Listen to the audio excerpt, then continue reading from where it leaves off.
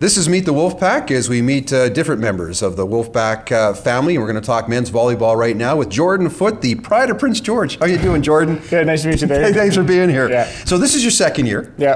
Let's talk a little bit about your first year, moving away from home and the whole, not only playing volleyball at a higher level, but also going to school. What was that like for you?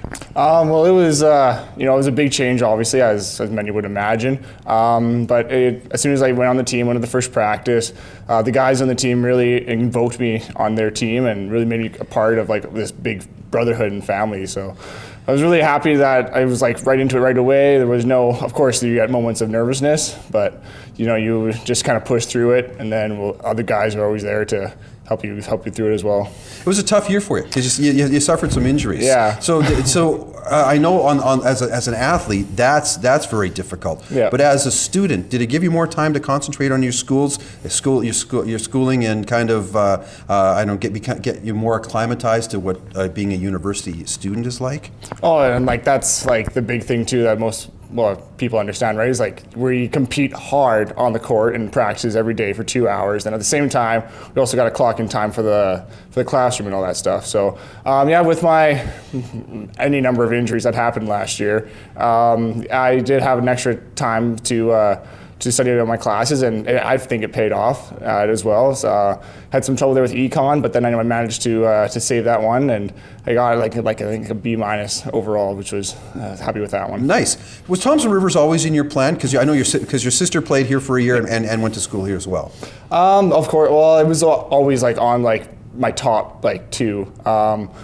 Actually, I think about it, I was pretty much destined to go here because I went to the first Wolfpack camp in PG and met the guys there. I think that was when Tony was still on the team. Right, Tony and Zilska. Osborne, and all those big guys there. And had a blast there and just kept going to the camps year after year, coming to the junior tournaments and senior tournaments that TRU would put on. Mm-hmm. And then when I finally met with him in my senior year in October, I'm like, I think this is definitely the place for me to go, and I'm happy with it. I'm so happy I came here. Do you feel you come full circle now? Because obviously, for instance, at the time of the interview here this past weekend, there was a junior tournament. You refereed at it. There were, you're out in the community doing things. Do you feel you've come full circle, and it's kind of weird being like the teacher rather than the pupil? Yeah, exactly. Yeah, I think now it's like back then I was the recruit, and now I feel like I'm the recruiter now. So it's like, well, not exactly in that sense, but yeah, it's like I see guys that are playing in PG that came out here, and I say hi to them, say hi to the coaches and stuff, and really,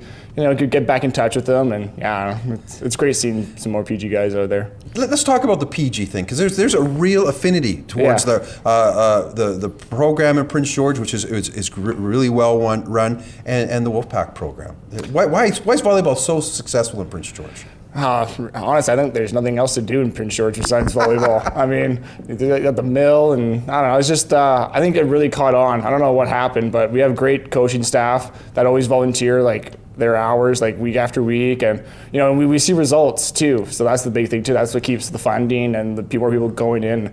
The most important thing is just establishing friendships and having fun out there too. Why volleyball for you? Why did you choose that over, say, basketball or any of the other sports that you played? I think a big one was my sister played volleyball, so I had to go watch her games, and so that was kind of neat. And the other thing too is my friends always play volleyball too, who were a couple years older than me. Okay. So I thought I'd try to get better at that too. And I don't know, I tried basketball in my earlier years, but then, being an asthmatic, it kind of sucks when you have to do all that running and stuff. At least that's what I say. That's your excuse, and you're sticking to it. Yeah, I'm thankful volleyball finally paid off, so that's good.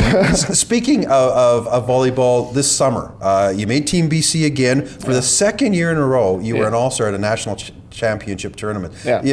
Congratulations. Thank you. And I didn't realize until recently, this year, because of the injury, you had to work for a starting position. Yeah, that was, it was those 2 weeks of training, it was like war every single practice. And it was just I'm gonna be better than you at this time, I'm gonna be better than you this time. It was probably, Team BC practices are probably one of the most fun practices I've ever had in my life, because everyone is pushing each other to do so well. Mm-hmm. And those are some of the best times where I've performed well too, is in Team BC practices, because everyone's just pushing each other so hard to do well, and obviously to fight for that starting spot as well. How's that going to help you as you come back here? We know there's only 3 middles, and all 3 of you guys are playing excellent to begin here. Yeah, well, it's pretty much just carrying over right away. So you already have that mindset of like to battle, and like, especially in CIS West, like nothing is ever like for granted, or like, you know, like here you go, hand it to you on a silver platter. You really got to work for it every single time. Right. And that's exactly what, you know, we got to do like day in and day out.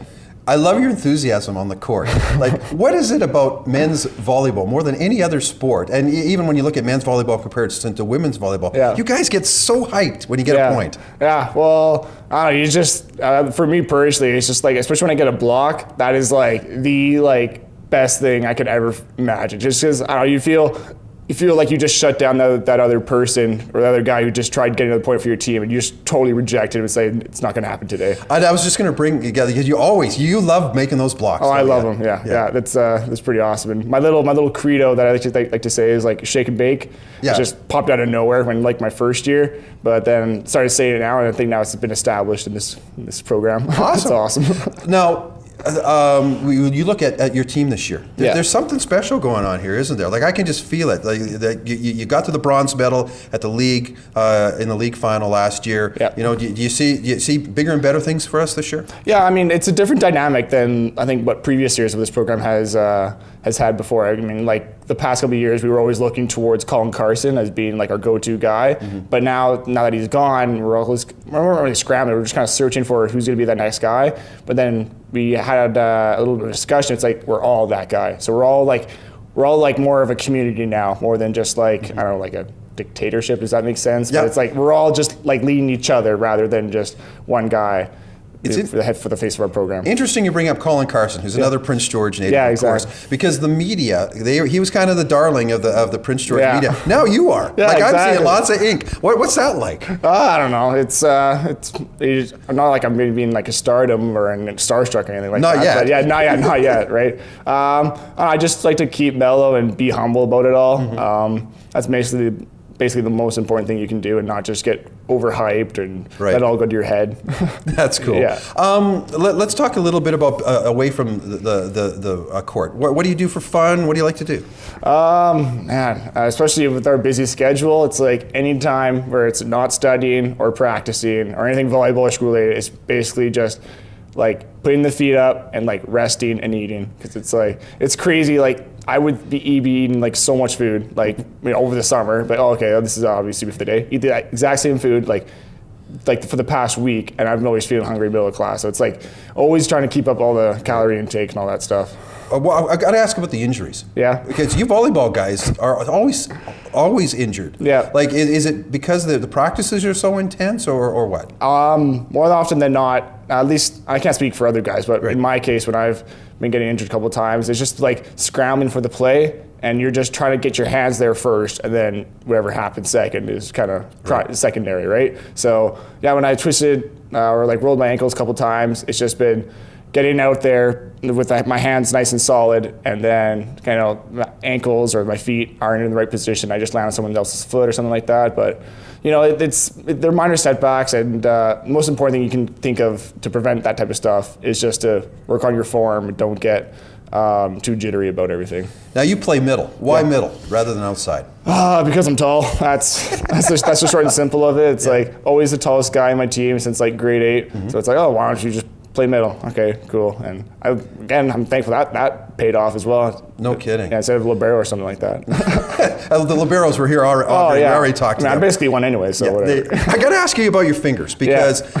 as you're playing the front row and you're going up the block, how come you don't have broken fingers? Because people can really serve the ball. Well, that's a joke that my junior coach once told me. It's like I would get like, I don't know why, but on instinct I always block like fingers together all the time. Mm-hmm. And I don't know, but the real idea is I wanted to like space down strong. So I don't know how a finger has been broken or a pinky, or I don't know. This is like me, just my pinky straight up, and it's been already indented. But so I don't know, you just gotta man up and just gotta push through it.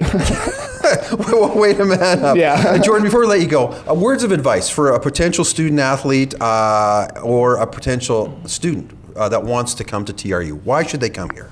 The most important thing is the people around you. Everyone here is like so cheerful and happy to be at TRU as well. And I also heard the men's volleyball team is pretty cool. So Yeah. make sure you come out for that. Jordan Foote joins us. It's always great when we talk to him. He is one of the middles with the Wolfpack men's volleyball team.